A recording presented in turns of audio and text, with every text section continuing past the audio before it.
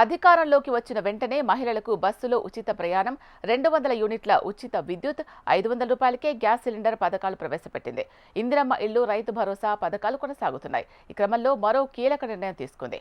తెలంగాణ ప్రభుత్వం రాష్ట్రంలోని kidney వ్యాధిగ్రస్తులకు good news చెప్పింది. కిడ్నీ డయాలసిస్ పేషెంట్లు కొత్తగా మరికొంతమంది పెరిగారని రాష్ట్ర ప్రభుత్వం పేర్కొంది.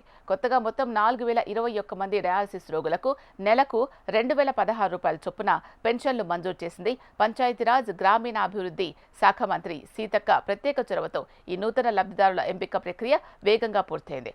మే నెలలో 4021 మంది డయాలసిస్ రోగులకు పెన్షన్లు మంజూరు చేసింది రాష్ట్ర ప్రభుత్వం. ఈ మేరకు ఆదేశాలు జారీ చేసింది. కిడ్నీ రోగులు నిత్యం ఆసుపత్రులకు వెళ్లి డయాలసిస్ చేయించుకోవాల్సి ఉంటుంది. వారం వారం హాస్పిటల్కు వెళ్ళాలి, లేదంటే ప్రాణానికే ప్రమాదం. ఈ నేపథ్యంలో కిడ్నీ రోగులకు పెన్షన్ మంజూరు చేయడం రాష్ట్ర ప్రభుత్వం తీసుకున్న చారిత్రక నిర్ణయంగా చెప్పొచ్చు.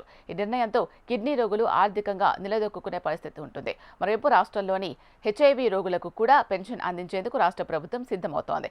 ఇప్పటికే 13,000 మందికి పైగా హెచ్ఐవి రోగులు దరఖాస్తు చేసుకున్నట్లు సమాచారం. ఈ క్రమంలో త్వరలో అన్ని రకాల కొత్త పెన్షన్ల కోసం లబ్ధిదారుల ఎంపిక జరగనున్నట్లు తెలుస్తోంది. మేరకు పంచాయతీరాజ్ గ్రామీణాభివృద్ధి శాఖ ఆర్థిక శాఖ అనుమతులు సైతం కోరింది. ఆర్థిక శాఖ నుంచి గ్రీన్ సిగ్నల్ వచ్చిన వెంటనే కొత్త పెన్షన్లు అందించడం ప్రారంభించేందుకు ఏర్పాట్లు జరుగుతున్నాయి. ప్రస్తుతం తెలంగాణ ప్రభుత్వం పెన్షన్ల కోసం నెలకు 993 కోట్లు ఖర్చు చేస్తోంది. ఇక కాంగ్రెస్ ప్రభుత్వం ప్రకటించిన 6 గ్యారెంటీల్లో భాగంగా చేయూత పథకం కింద ప్రతి నెల 4,000 పెన్షన్ అందించనున్నట్లు పేర్కొంది.